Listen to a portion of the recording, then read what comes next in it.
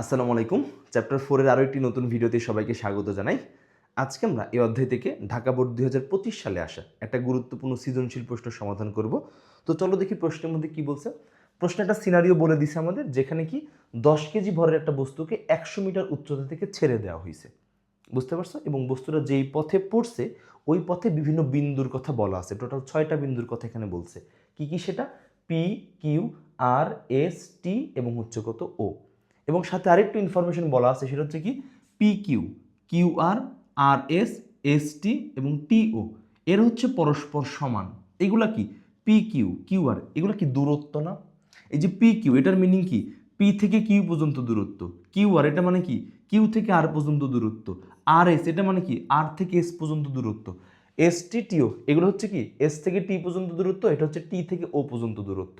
তো বলা হয়েছে এই দূরত্বগুলো পরস্পর সমান। এবং সাথে আরেকটা কথা বলা হয়েছে, বস্তুটি অভিকর্ষ বলের প্রভাবে নিচে পড়ছে। মানে এখানে যে বলটা কাজ করতেছে সেই বলটা শুধু অভিকর্ষ বল। তার মানে এটা দ্বারা বুঝাইতেছে যে এখানে বস্তু যখন নিচে পড়বে তার ত্বরণের মানটা হবে 9.8 মিটার পার সেকেন্ড স্কোয়ার। যেহেতু অন্য কোনো বল না, শুধু অভিকর্ষ যে বল কাজ করতেছে, তার মানে তার ত্বরণের মানটা 9.8 মিটার পার সেকেন্ড স্কোয়ার। বুঝতে পারছি কথা? এবার আসো, তোমাকে গ নম্বর প্রশ্নের মধ্যে কি বলছে? গ নম্বর প্রশ্নের মধ্যে বলছে উদ্দীপকে উল্লেখিত বস্তুটি কত সময় পর ভূমি স্পর্শ করবে। তাহলে তুমি এই যে এখান থেকে এই পি বিন্দু থেকে বস্তুটাকে ছেড়ে দিছো না, ভূমি বলতে কাকে বুঝতেছি আমরা? এই ও বিন্দুটাকে। তাই তোমাকে ইনডিরেক্টলি বুঝাইছে যখন তুমি পি থেকে ছেড়ে দিবা তখন কত সময় পর সে এই ও বিন্দুতে আসবে। বুঝতে পারছো কথা? কি বলছে যে কত সময় পর ভূমি স্পর্শ করবে। ভূমি স্পর্শ করা মানে কি? এই ও বিন্দুতে আসা। তার মানে এই পি থেকে তার ও বিন্দুতে আসতে কতটুকু সময় লাগবে সেই সময়ের মানটা কি করতে বলছে? আমাদের বের করতে বলছে। বুঝতে পারছি কথা? তা আমরা এখান থেকে কি বলতে পারি? গ নম্বর যদি আমরা সলিউশন করতে চাই, গ নম্বরটা যদি আমরা সলিউশন করতে চাই তাহলে আমরা কি বলতে পারি?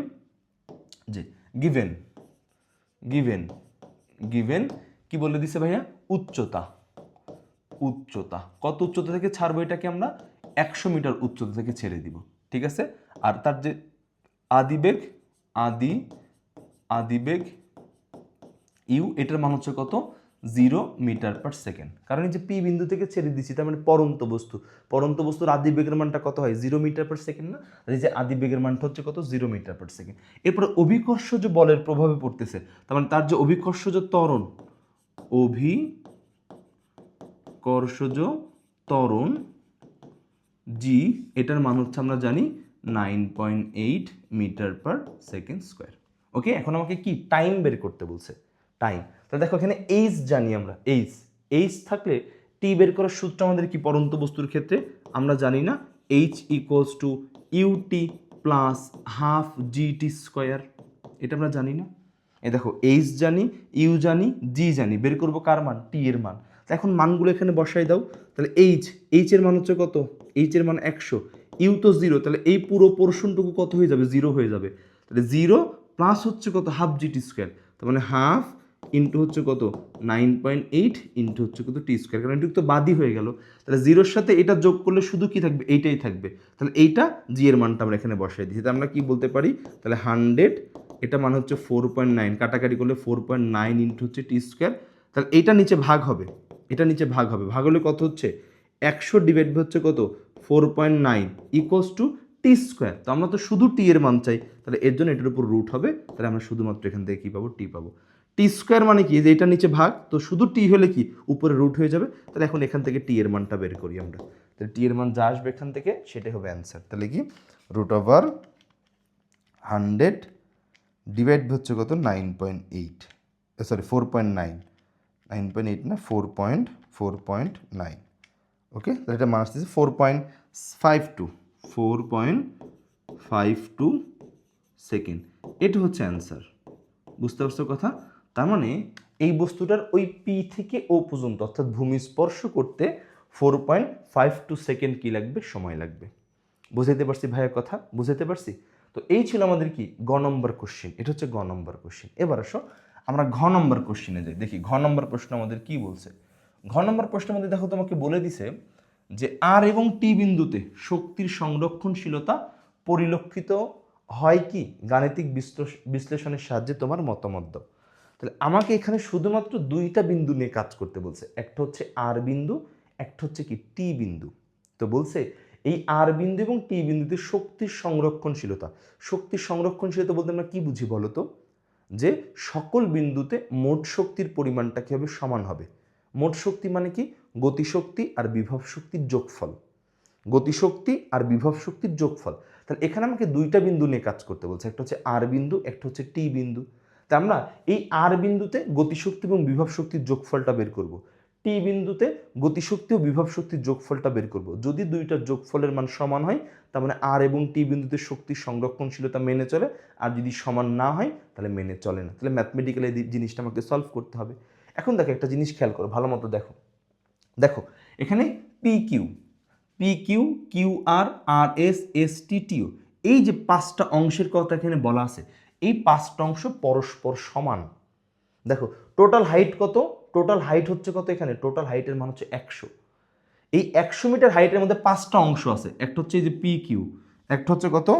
একটা হচ্ছে কত ভাইয়া? একটা হচ্ছে পি কিউ, একটা হচ্ছে এই যে একটা হচ্ছে পি কিউ, একটা হচ্ছে কিউ আর, একটা হচ্ছে আর এস, একটা হচ্ছে কত? এস টি, আর একটা হচ্ছে টিও। তাহলে এখানে টোটাল পাঁচটা অংশ আছে। তাহলে পাঁচটা অংশের হাইটের মান কত? 100 মিটার। তার আমরা কি বলতে পারি? প্রত্যেকটা অংশ তার মান 20 মিটার করে, এটা বলতে পারি না? দেখো এখানে টোটাল পাঁচটা অংশ, এই যে এইটুকু, এইটুকু, এইটুকু, এইটুকু, এইটুকু, তাহলে পাঁচটা অংশ পরস্পর সমান। তাহলে টোটাল হাইট যদি আমার কি হয়? 100 হয়, তাহলে 5 দ্বারা ভাগ করে দিলেই তো হয়ে যাচ্ছে। 100 ডিভাইড হচ্ছে 5, তার মানে 20 মিটার, যেহেতু পাঁচটা অংশ এখানে এবং সবাই পরস্পর সমান। তাহলে আমি এখান থেকে কি বলতে পারি? যদি আমরা ঘ নম্বর প্রশ্নটা সমাধান করি এখান থেকে, তাহলে আমরা এখান থেকে বলতে পারি ঘতে যে P Q equals to Q R equals to R S equals to S T equals to হচ্ছে কত? টিও সমান সমান হচ্ছে কত ভাইয়া? 100 ডিভাইড হচ্ছে কত? 5 সমান সমান 20 মিটার। তার মানে প্রত্যেকটা অংশ হচ্ছে কত? 20 মিটার করে। কিন্তু আমার তো সবগুলো অংশ নিয়ে কাজ না, আমার কাজ হচ্ছে কি? আর এবং টি কে কেন্দ্র করে, আর এবং কি টি। তার আমরা এখন নতুন করে চিত্র আঁকবো, যেহেতু আমার দুইটা বিন্দু নিয়ে কাজ, তার আমরা শুধু দুইটা বিন্দু নিয়ে কাজ করবো। তো ধরো এই যে এইটা, এটা হচ্ছে কত? আর, আর এইটা হচ্ছে কত? টি। বুঝতে পারছি কথা? তাহলে এটা হচ্ছে কত? আর, এটা হচ্ছে কত? টি। এই দুইটা বিন্দু আমার কাজ। আচ্ছা ভালো কথা, বুঝো কথা। দেখো এই দেখো আর, এই যে এটা হচ্ছে কত? আর, আর এটা হচ্ছে কত? পি। তাহলে এর মাঝখানে কয়টা অংশ? দুইটা না? একটা হচ্ছে কত? পি কিউ, একটা হচ্ছে কত? Q R. তাহলে পি কিউ হচ্ছে কত? 20, কিউ আর হচ্ছে কত? 20। তাহলে এই যে এতটুকু দূরত্ব, এটুকের মান তাহলে কত হবে? 40 মিটার। বুঝতে পারছো কথা? তাহলে এতটুকু দূরত্বের মান হতে হবে 40 মিটার। এবার এটা হচ্ছে টি, টি দেখো ও থেকে একটুখানি উপরে, যে ও আর হচ্ছে কত? টি। এই যে প্রথমটাই হচ্ছে কি? তাহলে এটুকের মান হচ্ছে কত? 20 মিটার। এটুকের মান হচ্ছে কত? 20 মিটার। বুঝাইতে পারছি কথা? এটুকের মান হচ্ছে কত? 20। তাহলে এটুকু হচ্ছে কত? 40, এটুকের মান হচ্ছে কত? 20। তাহলে মাঝে আছে কতটুকু? মাঝে আছে আর এবং টি। তাহলে দেখো তো এই যে আর এবং টি, এদের মাঝখানে কয়টা অংশ? এস টি আর হচ্ছে কত? আর এস। তাহলে এটুকু হচ্ছে কত? 20, এটুকু হচ্ছে কত? 20। তাহলে এইটুকের মানও হচ্ছে কত? 40 মিটার। বুঝতে পারছো কথা? বুঝতে পারছো কথা? হ্যাঁ, কিভাবে হয়েছে আবার বলি। দেখো এটা হচ্ছে আর না, আর এটা হচ্ছে সবার উপরের বিন্দু, সবার উপরের বিন্দু। তাহলে দেখো সবার উপরের বিন্দু হচ্ছে কত? পি। এই যে পি, তাহলে এই পি থেকে আর, এখানে কয়টা অংশ? দুইটা, প্রত্যেকটা অংশের মান কত করে? 20 মিটার। তাহলে এটুকু 20, এটুকু 20, তাহলে এটুকের মান হচ্ছে কত? 40। ওকে, এবার আর থেকে টি, তাহলে বলো আর থেকে টিতে কয়টা অংশ? দুইটা না? এই যে আর এস আর একটা হচ্ছে এস টি। তাহলে এই যে আর থেকে টি, এটুকের মানও কত হবে? 40 মিটার হবে। এরপরে টি থেকে ও, টি থেকে ও, এটুকু একটাই অংশ, তাহলে একটা অংশের মান কত? শুধু 20 মিটার। বুঝতে পারছি কথা? তাহলে আমরা এটাকে সেপারেট করে নিলাম। এখন আমার কাজ হচ্ছে আর এবং কি টি বিন্দুকে কেন্দ্র করে, তাহলে আর এবং টি বিন্দুতে শক্তির সংরক্ষণশীলতা মেনে চলে কিনা। তার মানে আর বিন্দুতে ইকে আর ইপির যোগফল, টি বিন্দুতে ইকে এবং ইপির যোগফল বের করতে হবে। তাহলে আমরা সিঙ্গেল সিঙ্গেল হিসাব শুরু করি। তাহলে এখানে কি লিখবো ভাইয়া? আর বিন্দুর ক্ষেত্রে, আর বিন্দুর ক্ষেত্রে বিভব শক্তি বের করব আমরা। তাহলে বিভব শক্তি ইপি, ইপির ফর্মুলা হচ্ছে কত? M G H. ঠিক আছে, এম এর মান কত? এম এর মান হচ্ছে 10, এম এর মান 10, জি এর মান হচ্ছে কত? 9.8, আর এইচ, বিভব শক্তির এইচ মানে কি? বিভব শক্তির এইচ মানে সবসময় ভূমি থেকে উচ্চতা। মাথায় রাখবা, বিভব শক্তির এইচ মানে হচ্ছে সবসময় ভূমি থেকে উচ্চতা, সবসময়। এই এইচ মানে তুমি যেই বিন্দুতে বিভব শক্তি বের করবা, ওই বিন্দুটা ভূমি থেকে কত উচ্চতায় আছে। তা আমি কোন বিন্দুর জন্য বের করতেছি বলো, আর বিন্দুর জন্য। তাহলে এটা হচ্ছে আর বিন্দু, তাহলে এই আর বিন্দু এটা হচ্ছে ভূমি, তাহলে ভূমি থেকে কত উচ্চতায় আছে, এই যে এতটুকু, এই যে এতটুকু, এই যে এতটুকু, এই পুরাটা, এই পুরাটা, এই যে এতটুকু, তাহলে এতটুকুর মান কত, 60 না? তাহলে এখানে বসবে হচ্ছে কত, 60। বুঝতে পারছি? বিভব শক্তির এইচ এর ক্ষেত্রে সবসময় মাথা রাখবো, যেই বিন্দুতে বিভব শক্তি বের করব, এইচ বলতে বুঝবে ভূমি থেকে ওই বিন্দুটা কত উচ্চতায় আছে। তাহলে এই আর বিন্দুটা ভূমি থেকে 60 মিটার উচ্চতায় আছে, এর জন্য এখানে বসছে কত, 60। তো এখন তুমি হিসাব করো, দেখো এটা মান কত আসে, 10 গুণন 9.8 গুণন হচ্ছে কত, 60। তাহলে এটা মান আসতেছে ভাইয়া 5880 জুল। ঠিক আছে, এটা গেল। এবার কাকে বের করব? এবার বের করব আমরা গতিশক্তিকে। তাহলে চলো এবার বের করি গতিশক্তি। গতিশক্তি, ঠিক আছে। তাহলে গতিশক্তি কি আমাদের, ই কে, বলো ই কে এর ফর্মুলা কি? ই কে এর ফর্মুলা হচ্ছে half M V square. Okay fine, half M V, V V square পরন্ত বস্তু না, ভি স্কোয়ার মানে আমরা কি জানি, ইউ স্কোয়ার প্লাস 2gh। আমরা যেহেতু এই আর বিন্দুতে গতিশক্তি বের করবো, তাহলে বেগটাকেও কি হইতে হবে, আর বিন্দুর হইতে হবে।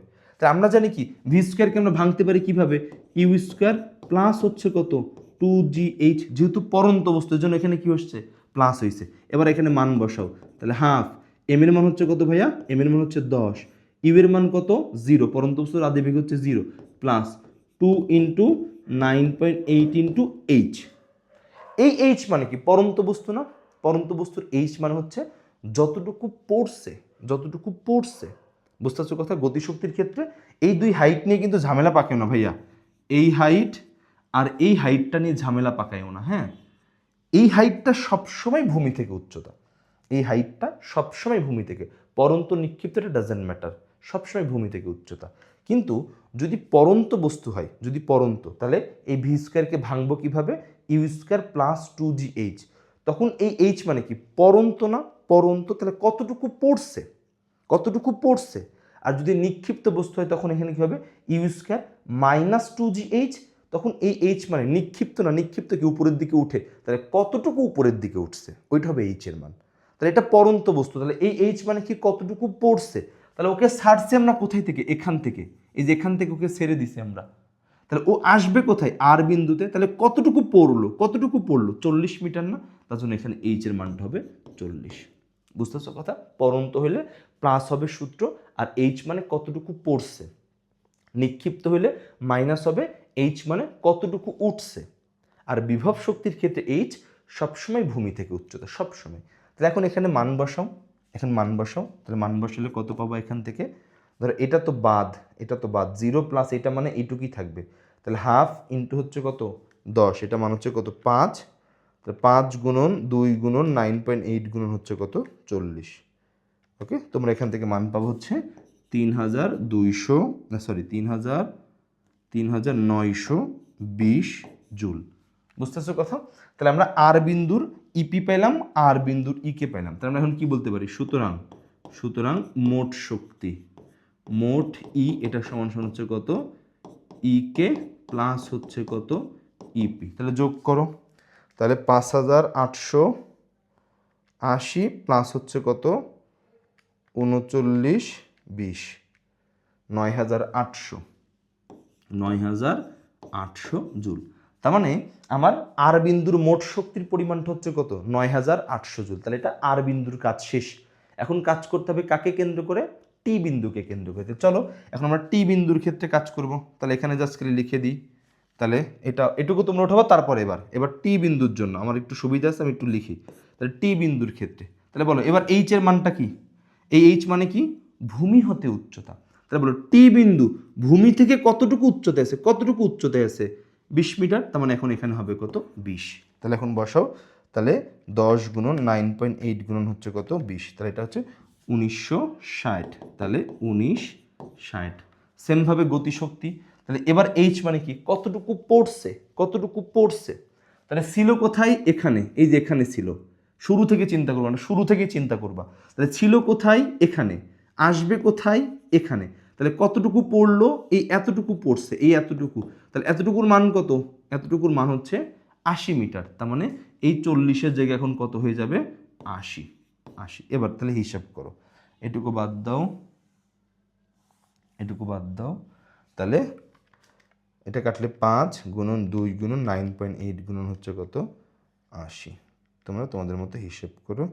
তাহলে এটা মান আসছে 7,840, 7,840। ঠিক আছে, তাহলে এখানে কি বিভব শক্তি এত পাইছি, এত জুল, গতিশক্তি এত জুল, তাহলে মোট শক্তি কত ই কে প্লাস হচ্ছে ইপি, তাহলে এর মানও দেখবা 9,800 জুলই আসছে। বুঝছো? এবার তুমি বলবা যে যেহেতু, এবার লাস্টে এখানে লিখবে এরকমভাবে নিচে, যে যেহেতু আর ও টি বিন্দুতে মোট শক্তি সমান, তাই শক্তির